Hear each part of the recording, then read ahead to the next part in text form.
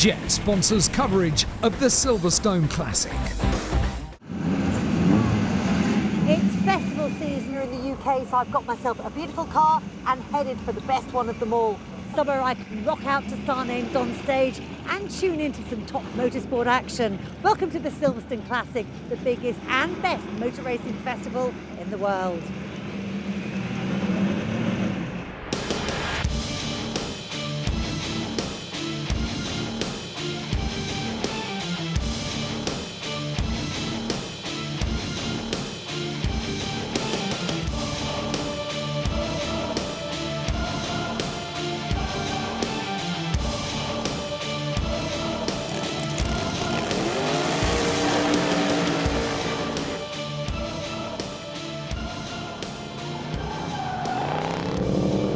This year the Silverstone Classic celebrates its 25th anniversary and it's bigger and better than ever. This year there are over 1,000 cars competing, all doing exactly what they were designed to do: race hard and thrill the crowds. Coming up, we'll be getting up close to some of the beautiful machines here at Silverstone. There's breathtaking wheel-to-wheel racing with everything from classic touring cars to historic single-seaters. And we'll be getting out and about around the paddock, meeting some of the stars who've come to join in the fun. It's unprecedented. Nowhere else in the world will you get a collection of racing cars, the like of which we've got here. I don't think there's a race out there that I haven't wanted to watch this weekend. Every year that I've been here, it's got stronger. There's bigger crowds, better cars.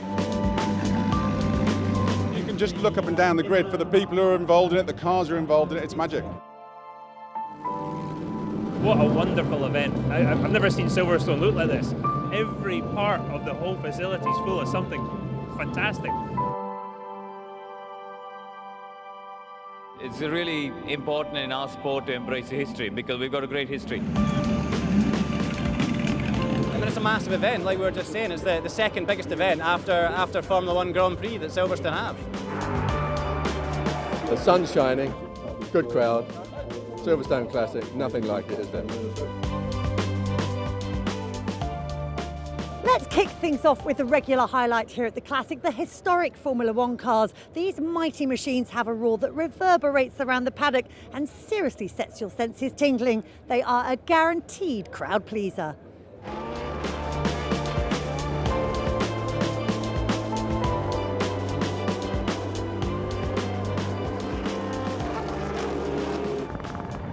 Always a highlight at Silverstone, the FIA Masters historic Formula One race. The green Tyrrell of Martin Stretton on pole from Sam Hancock in the yellow Fittipaldi. After shocking wet weather in qualifying, we are ready to go with 37 cars on the grid. They fan out, but they can't start until the lights change. Away we go. Front row was absolutely level. And Martin Stretton with the inside line, but sweeping around the outside in the 78 Fittipaldi, and taking the lead in the yellow car is Sam Hancock. Martin Stretton right behind the pole sitter in the 1983 ex-Danny Sullivan Tyrrell 012. A little further back, the blue and yellow number 33, Duncan Dayton, a great fourth in qualifying in the rain. But the wing cars will be quick. He outbrakes himself, and trouble there as well. That's James Hagan, the ex-Chris Amon 77 Ensign. Steve Hartley's Arrows giving chase in third place, battle for fifth. The green Tyrrell, Andy Wolf ahead of Loic de Man, another Tyrrell. The blue and red candy car dates from 1980. And there is the battle for second place. The Arrows of Steve Hartley all over the back of Martin Stretton. Fourth place, restorer Rob Hall in the fabulous Ligier JS17.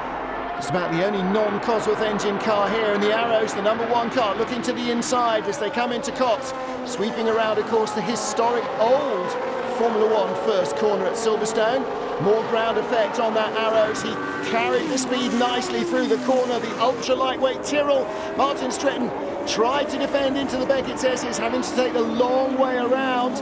Fantastic wheel-to-wheel racing from these drivers in a multi-million-pound field of irreplaceable Formula One cars. And look at this, Steve Hartley very assertive down the inside. Stretton left with nowhere to go, has to come back on in third. So Martin Stretton now needs to redouble his efforts. He was absolutely mighty in the rain on Friday's qualifying.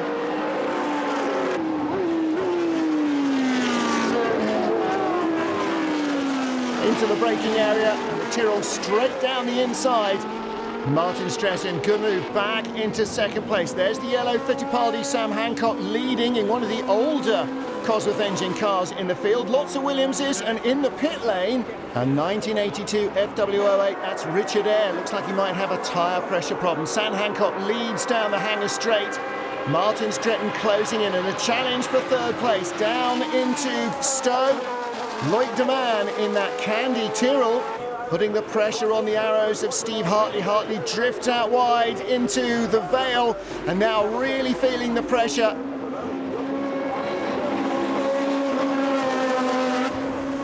And out front, Sam Hancock, an older car, less sophisticated aerodynamics. Of course, Stretton's Tyrrell was in the Cosworth versus Turbo era ultra lightweight car. Really nimble, 5 years newer in terms of suspension ability as well, with a carbon chassis compared to the aluminium of the Fittipaldi. And around the outside goes Stretton now. Has he got the grip there? Can he find what he needs? Hancock has to give him room to survive, and that will avoid contact but also slows Hancock through the corner. Great move by Martin Stretton.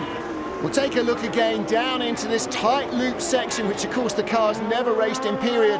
Hancock's got the inside line. Stretton has to go the long way round, but he does. Hancock has to tighten the corner there to avoid contact, and that means he's slower off the turn. Good move by Martin Stretton to take the lead, and trouble for restorer Rob Hall. The JS17 Ligier smokes to a halt. Simon Fish in 10th in the Enzyme. There's Christoph Dansenburg in a 1981 FW07C Williams. Reliable and quick performer for Williams. There's Sam Hancock, second in the yellow Fittipaldi. This is the battle for second down to fifth, going by a yellow March. The blue Candy car, Loic de Man ahead of Andy Wolf's green Tyrrell, and there Greg Thornton, ex-Elio De Angelis 1982 Lotus 91 chassis. A familiar black and gold. Sam Hancock in the yellow Fittipaldi in second ahead of Loic de Man. Martin Stretton a long way clear at the moment. Down the inside comes Greg Thornton. Classic Brooklands move to grab fifth place. That's a really nice pass from the Lotus driver, and Steve Hartley saw him coming. On to the last lap as they sweep through Copse Corner. Martin Stretton being caught by Sam Hancock, and Loic de Man third in the Candy Tyrrell. Fourth place, Andy Wolf. Slightly different Benetton Tyrrell to the one of the race leader. And Sam Hancock in this 78 Fittipaldi really throwing the car around. Current sports car racer as well as historic racer. Martin Stretton is being caught. Down the hanger straight they come. Surely he's got enough in hand. Well, Stretton might be saved by Hancock and Loic de Man battling over second place. De Man in that Candy Tyrrell, the ex-Charrier Daily chassis, looking all over the back of him. Down into the Vale for the final time. Checkered flag is ready for Martin Stretton. He is going to win this first race in the FIA Masters Historic Formula One. Sam Hancock will be second, and in third place, Loic de Man for Tyrrell will complete the podium, but it was almost a blanket finish of the top five. Great race from Simon Fish, 16th row of the grid to take 8th at the checkered flag, but the winner, Martin Stretton. Well-deserved victory for Martin Stretton. Sam Hancock and Loic de Man completing the podium in the FIA Masters Historic Formula One. As usual, didn't make the greatest of starts, and Sam was very, very quick into the first corner, and it was sensible to give him the corner, which I did. And then I lost a bit of momentum about halfway around the lap, and at Copse I made a bit of a mistake, which just gave Steve enough to come alongside me. We went into Maggots and we were going to touch, so I took the sort of nearly shortcut, and then I picked up a really big vibration, and I was worried it might be a puncture or something, and it was in fact a loose wheel. So it saw me home, but only just. It was getting very wobbly. And the winner, Martin Stretton. Interest in classic cars has gone through the roof in recent years, whether they're designed for the road or for the track. Running alongside all the racing here at Silverstone is the Classic Car Auction. So if you've got a few quid to spare, you could pop along here and bag yourself an investment.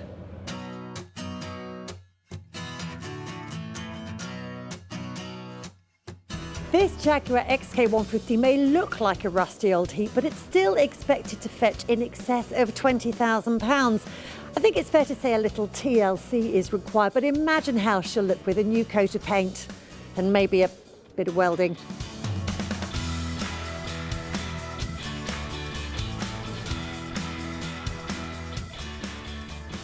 There's been a huge amount of interest in the exclusive competition car auction, and it's easy to see why. The sister car to this Gordon Spice Works for Capri fetched £50,000 when it sold just at the tail end of last year. This car fetched a whopping £90,000 when it went under the hammer in the first of the weekend's auctions.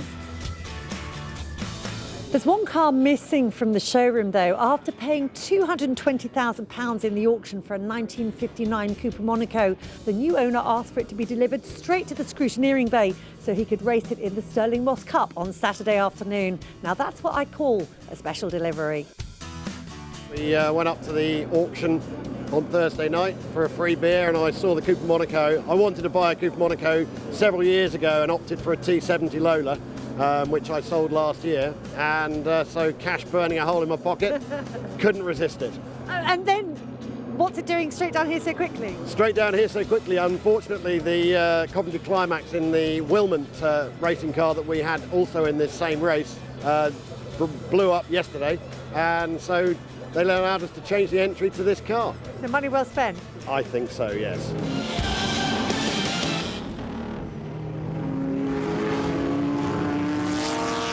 The weekend is packed with racing, so let's take a look at some of the other action on track. The Formula Junior grid of almost 60 cars was really a sight to behold. As the lights went out in race 1, it was Sam Wilson who made the best start and shot past Jonathan Milicevic. Race 2 was all about the weather, but again it was Sam Wilson who came through for his second victory. In the Stirling Moss Trophy for pre-61 sports cars, Gregor Fiskin fought his way through from 5th place, eventually forcing his way past Gary Pearson in the Lister Jaguar Nobly and on to take the Scarlet Ferrari 246S to victory.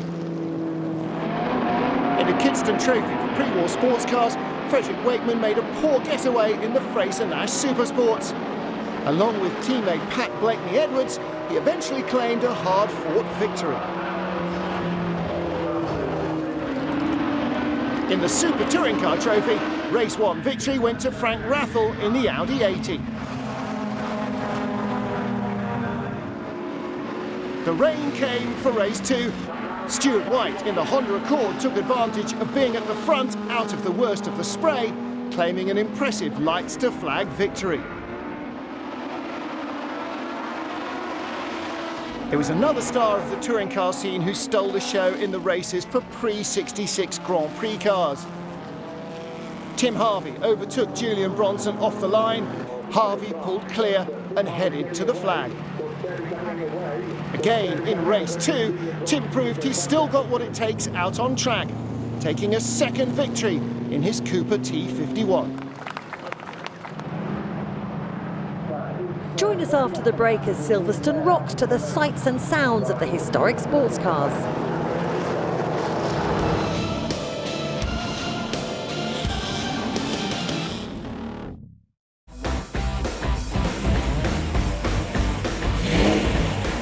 Jet sponsors coverage of the Silverstone Classic.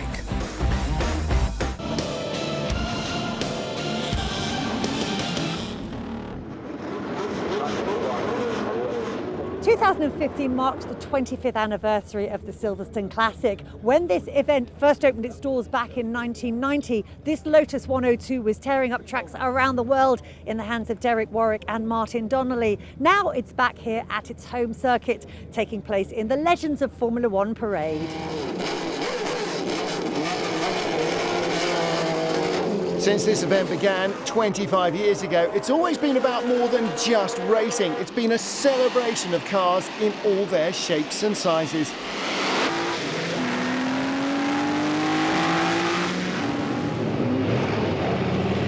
Over the years, there have been record-breaking parades here of Ferrari F40s, as well as Jaguar E-types, all adding to the success and prestige of the Silverstone Classic.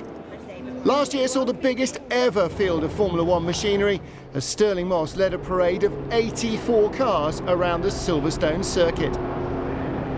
This year, though, the big record is the crowd. Over 100,000 fans have turned up to enjoy the spectacle and celebrate the event's silver anniversary. I actually came here for the first time in '98 and absolutely fell in love with the event.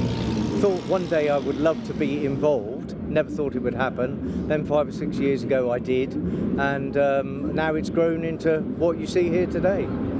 That was the whole idea of it originally, was to make it something that people could really enjoy coming to, even if they weren't watching racing all the time. There were lots of other things happening, the side shows, and it's a weekend for the whole family to enjoy, which again is so important.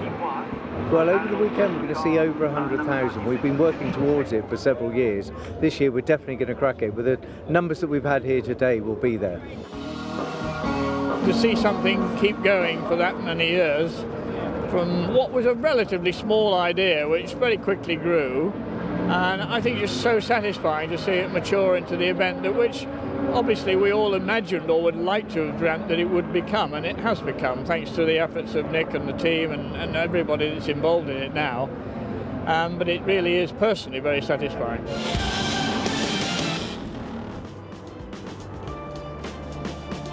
Brute force meets lightweight chassis in the historic sports cars from an era before aerodynamics were key. The results are often spectacular, so hold on to your hats. This will be one heck of a ride.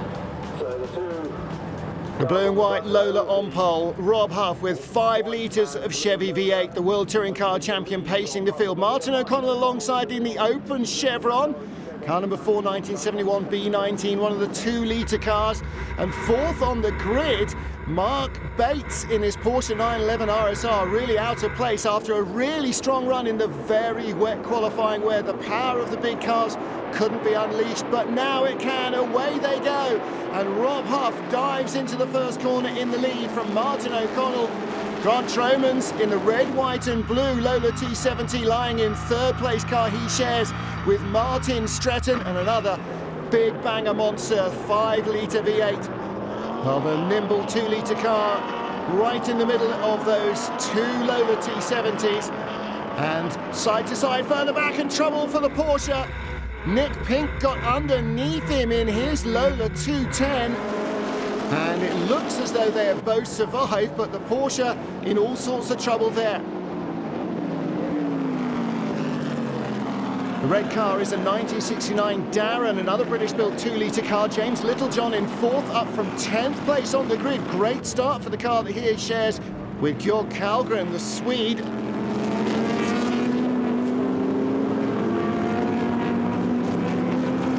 Still wheel-to-wheel action throughout the field. This was a little too wheel-to-wheel though for Nick Pink's car, getting underneath that Porsche. He survived, and both cars carry on. A fabulous sound of a 5-litre Chevrolet up full noise down into the Beckett's S's. Martin O'Connell, and trouble behind. Well, 3 cars looping around in Cox Corner. Looks like no major damage, and on board Mark Bates.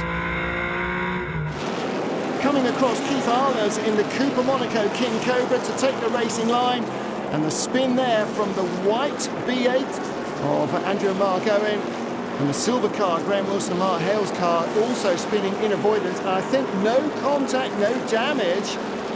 Clean underwear required, maybe. Grant Tromans 41 Lola T70 chasing the lead pair, still in a strong third place, under pressure from behind though from James Littlejohn in that 2-litre Darren, showing just why the nimble 2-litre cars were so competitive overall in the 70s. All over the back of the big banger sports car, Marino Franchitti closing in from behind, but there are your leaders, Rob Huff and Martin O'Connell. Oh, in trouble again, and this is down at Brooklands, on board with Laurie Bennett, the Aussie in his McLaren Can-Am car, Peter Holford's Corvette. Through comes Mark Bates in the Porsche, again avoiding somebody else's incident. And that Ford GT40, that's David Cove car he shares with Steve Soper. Damage on the left rear.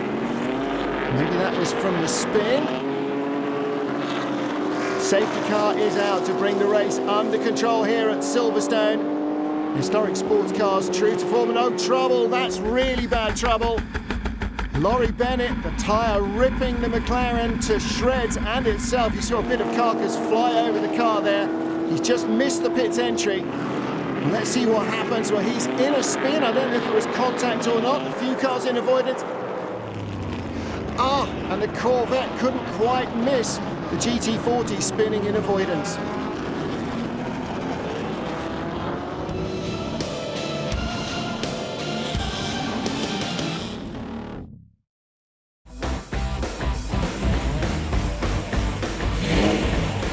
Jet sponsors coverage of the Silverstone Classic.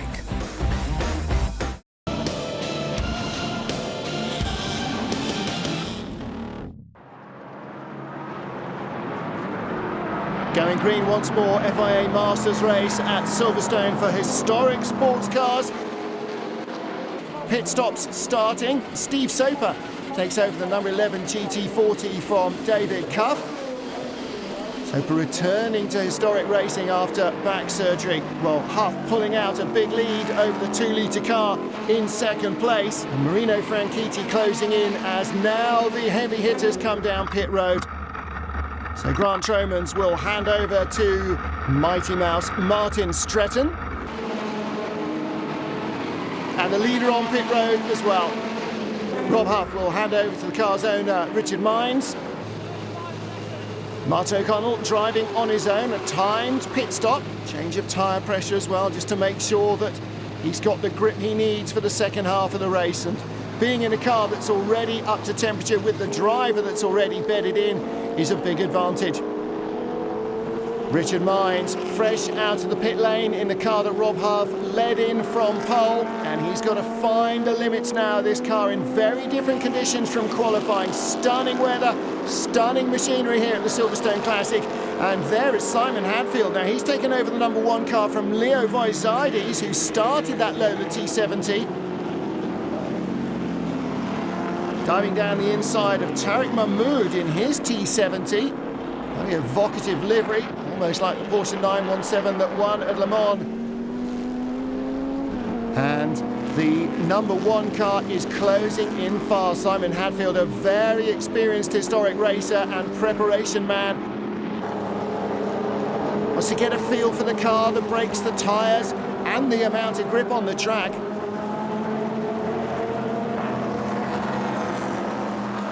It was like power boating in qualifying, so this is going to be very different for him, and Hadfield senses that there is a real opportunity here to take the lead of the race. And look at him reeling in the number 8 car.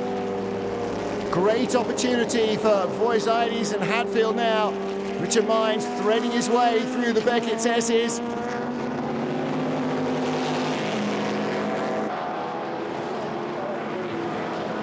Simon Hadfield pulls alongside on the hanger straight. This is for the lead. Martin O'Connell in the background in the number 4 car has rejoined and will be maybe in 3rd place. Around the outside, Hadfield hangs on using all the grip of those huge fat tyres and a lot of confidence in them. Goes around the outside of Richard Mines. Mines made him work really hard for that. Held the inside line deep into Stowe, and just enough from Simon Hadfield to take the lead. Mines still soaring at the wheel, trying to get his head around this Lola T70. Thundering beasts of cars. Very successful in period. Lola built around 100 T70s, and continuation models being built more recently are also eligible to race. In fact, that's what Marino Franchitti is in.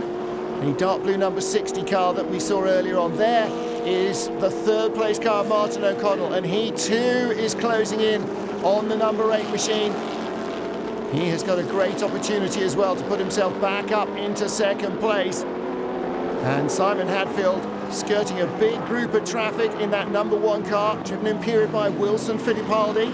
Well, he gets the break, goes by them into Brooklands, and where is the battle for 2nd? There is Richard Mines, and he's got held up behind that number 19 Chevron that spun early on.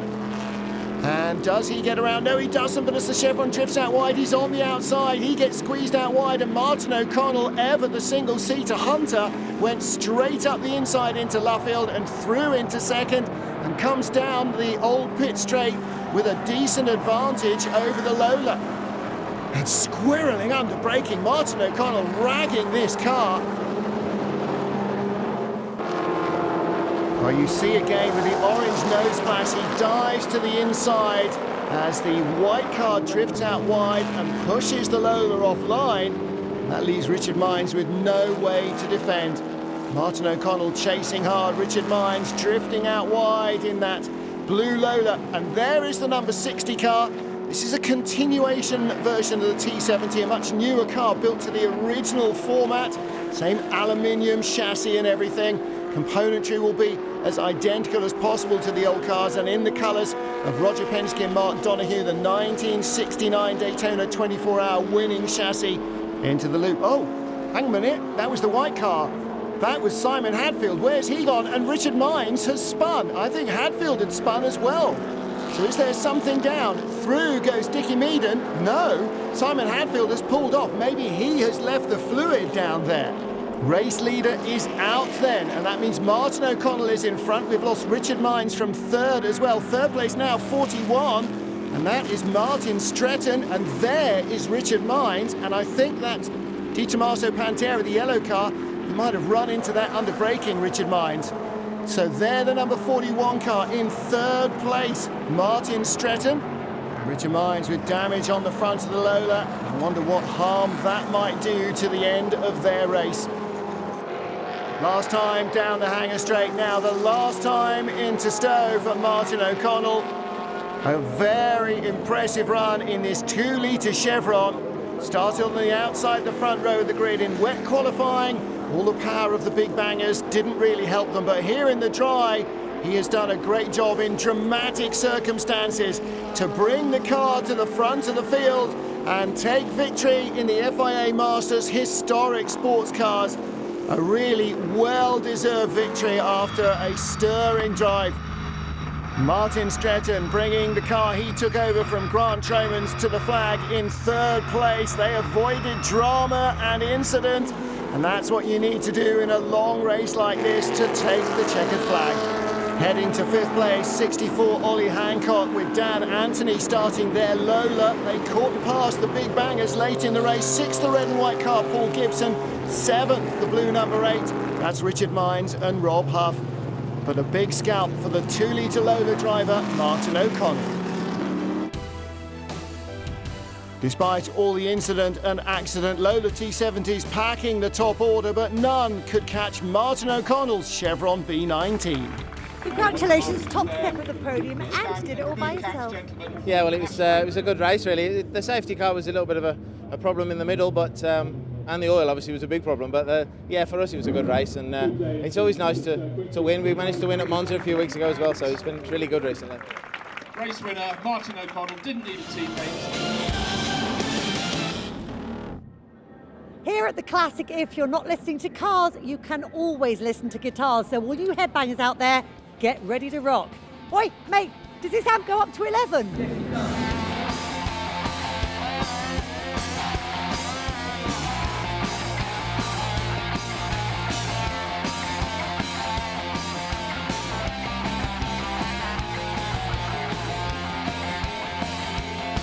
If you want to, tell me on to.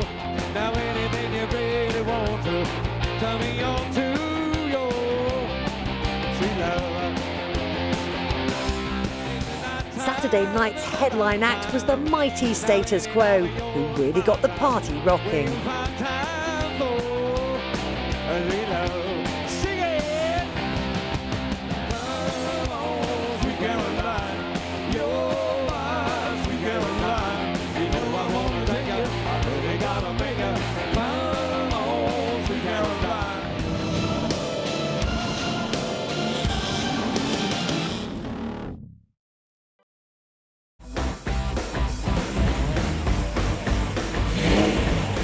Jet sponsors coverage of the Silverstone Classic.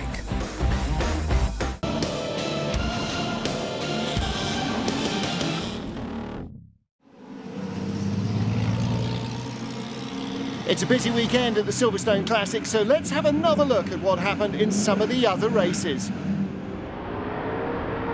In the race for British marks, Mike Whittaker quickly jumped from 4th to 2nd off the line before unsettling the Jaguar E-Type of pole sitter Matt Nicol-Jones. Once Whittaker claimed the lead in his TVR Griffith, he proved unstoppable, racing to the flag to claim the Battle of Britain trophy. In the race for classic GT cars, a classic Cobra versus E-Type battle developed for the lead as the drivers fought it out. But it was Martin O'Connell who held his nerve and took the checkered flag. As the sun set on Saturday evening, there was an epic early battle in the mighty Group C's between Christoph Datzenborg and Bob Berridge. Nothing, however, was to stop the Belgian driver in the Jaguar XJ14, and he claimed the win. In the Woodcote Trophy for pre-56 sports cars, victory went to the ex-Juan Manuel Fangio Jaguar C-Type of Chris Ward and John Young. Simon Hadfield was the star of the pre-63 GT cars race. He and teammate Wolfgang Friedrichs put in a great drive, eventually catching Rob Hall's Jaguar E-Type and passing him before racing on to the checkered flag. So congratulations. It was a great Silverstone Classic for Martin O'Connell. The former Formula 3 driver charged through the field in his Chevron B8 and claiming the Guards trophy.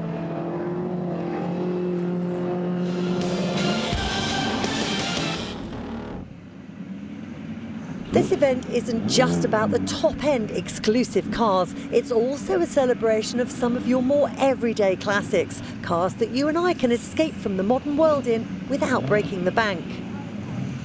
Over 120 different car clubs are taking part this weekend, and their members have brought along an incredible 10,000 cars. This still looks to me like a pretty modern car, but the Honda NSX is actually celebrating its 25th anniversary this year, and there are some beautiful examples here at the Classic. The car's name, NSX, was shorthand for the new sports car experimental, which was the production code name for the project at Honda. It wasn't actually supposed to be the car's name, but it stuck during development, and the decision was made to keep it when the new car was launched.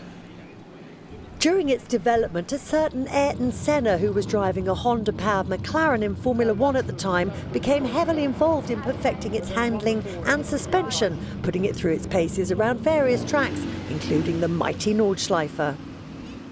It's been 10 years since the last car rolled off the production line. This is actually one of the very last ones that was ever imported into the UK. But in January this year, Honda launched the new second-generation NSX.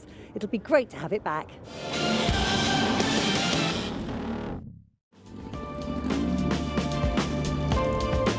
The under 2 litre touring car race always produces some incredible David versus Goliath racing, with a wide variety of cars doing battle and top drivers joining in the fun.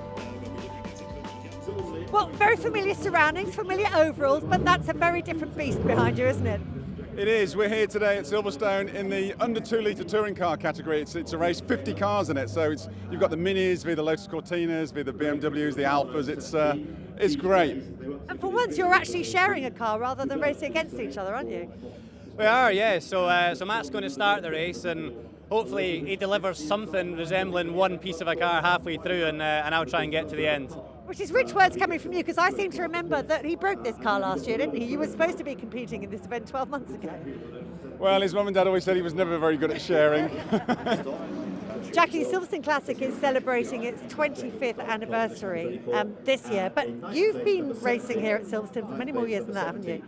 Well, funnily enough, I mean, apart from the BMW that I'm in here with 3 Minis in front of me, and you know wet qualifying is different to dry, so I've got this to deal with shortly afterwards.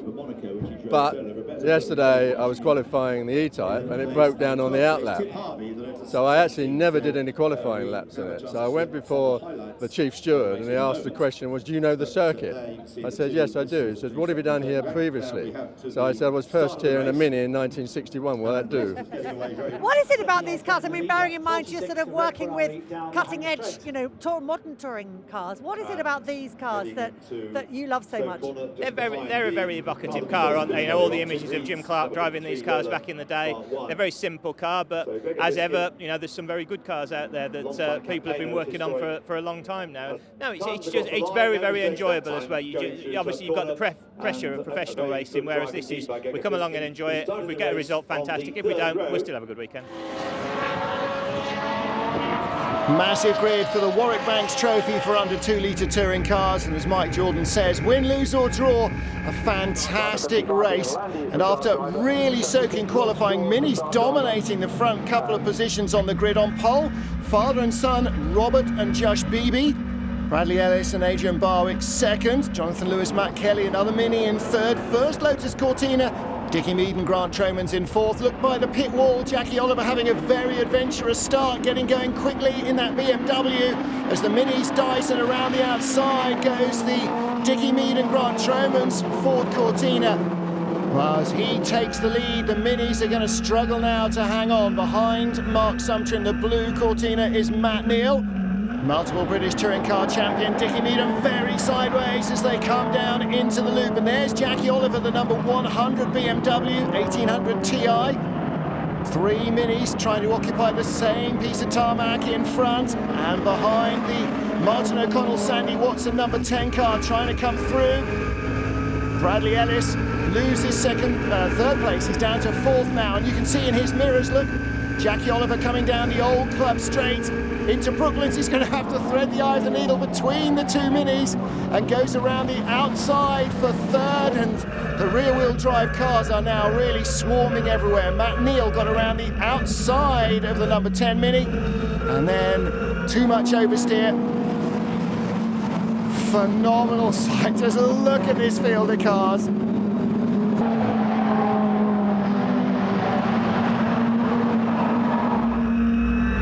On board again with Matt Neal, very wide through Cox. He keeps the power down though, couldn't have done that in the wet. It was on the lock stop, sliding at every opportunity. Take a look at the start with Bradley Ellis, Josh Beebe, the pole sitter on the right, but as they're trying to negotiate the first corner, Dickie Meaden around the outside, and look in his mirror, rear-wheel drive cars everywhere. Pole sitter is being swamped here. The Minis are being passed everywhere. Richard Dutton in the Cortina around the outside. The Fortec team boss gets edged off there by Martin O'Connell in Mini number 10. Pale blue car, of course, is our pole sitter Josh Beebe, and in front of him the Alpha Andrew Banks has got by. And there is Bradley Ellis being passed around the outside by David Tomlin's Cortina on the far sweeps of Silverstone. 1300 Mini, no match for the twin cam Lotus engine in the Cortinas. John Bill has pulled his car over to the side. And there is Mark Sumter diving down the inside of Matt Neal. So Matt got ahead of the former Porsche racer. And the pale blue Jordan family car skates past once more. It's a real battle of equals, and of course, with no aerodynamics whatsoever on these cars, sitting in the slipstream on the high-speed Silverstone straights is going to be an advantage. Pick up a few hundred extra RPM, and then you've just got to slide your way around, both of them oversteering wildly over the curbs. And trouble there for Gary Wright.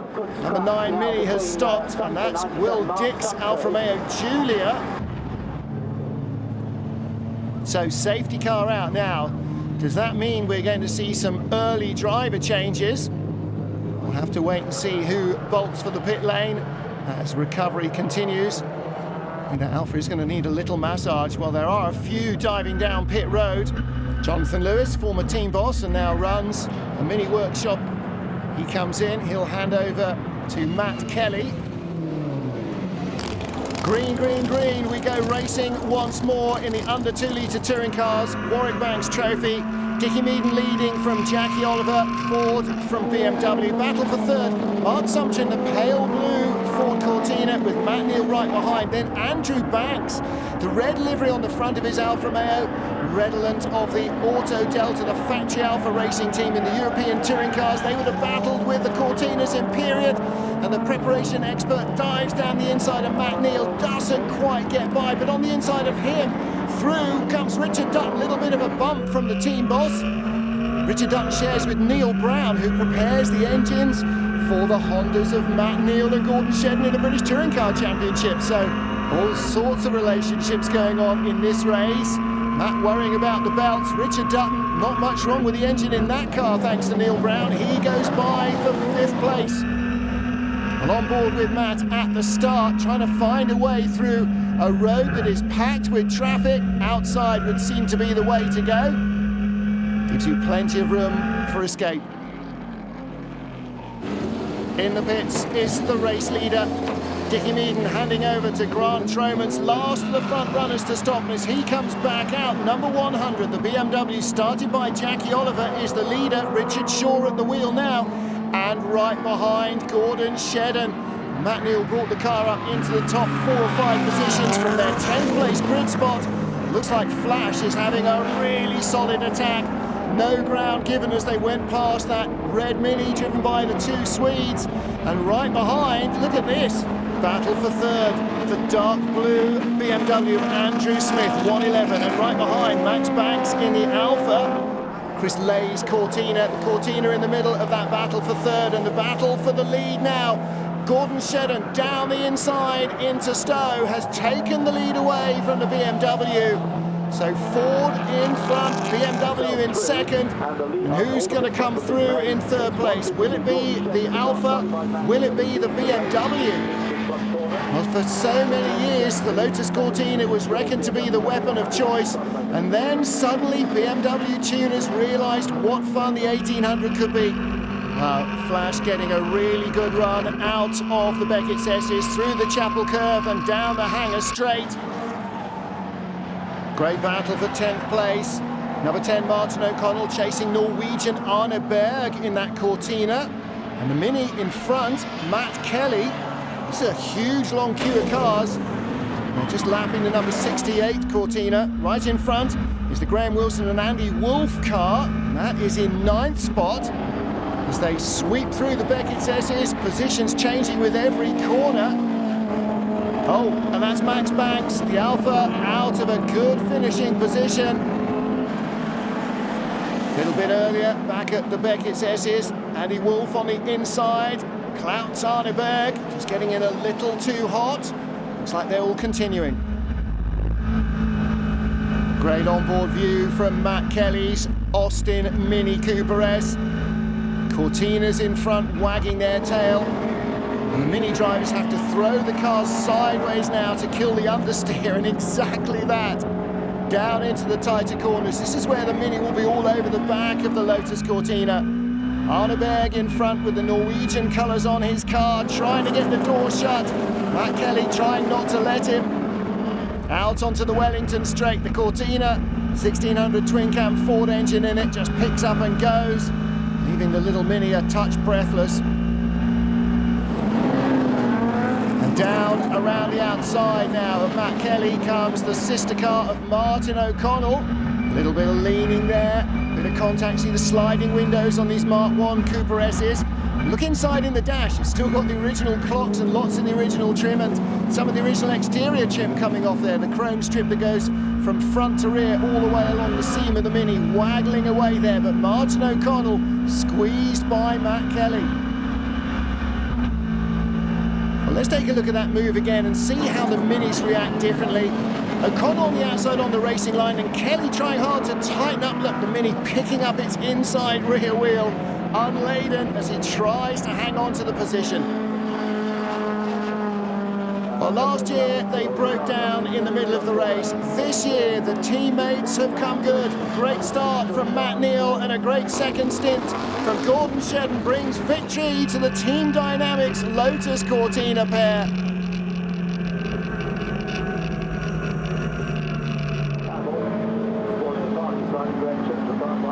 And behind them, Cortinas and BMWs finishing in the top few places, but for the best of the minis, it's Matt Kelly versus Martin O'Connell to the checkered flag, and it is victory of some kind for Matt Kelly. You see him delighted in the cockpit to have got by his fellow Mini driver. In superb conditions, the race dominated by the rear drive cars, a BMW and an Alfa in the top half dozen, 7 Lotus Cortinas in the top 10. Top of the pile, Matt Neal, Gordon Shedden. Yeah, you know, I had Mike jumped into the other Cortina and pulled out right in front of me at the end of the pit lane, and you know, Richard was there as well, and yeah, it was straight in. First lap had to be like a qualifying lap just to get on the case, and yeah, lucky the little Cortina held well to the end, and fantastic to to get a victory. So Matt Neal, put your hands together. Matt Neal, Gordon Shedden, second place. Richard Jordan.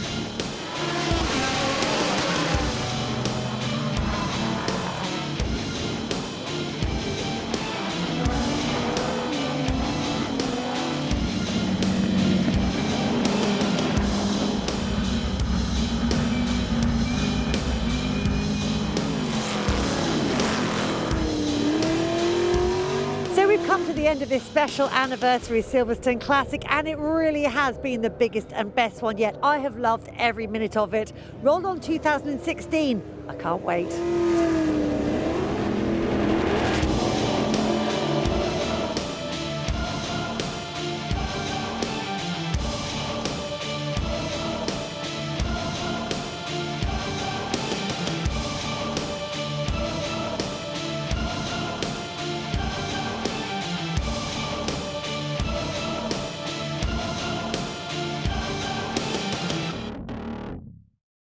Jet sponsors coverage of the Silverstone Classic.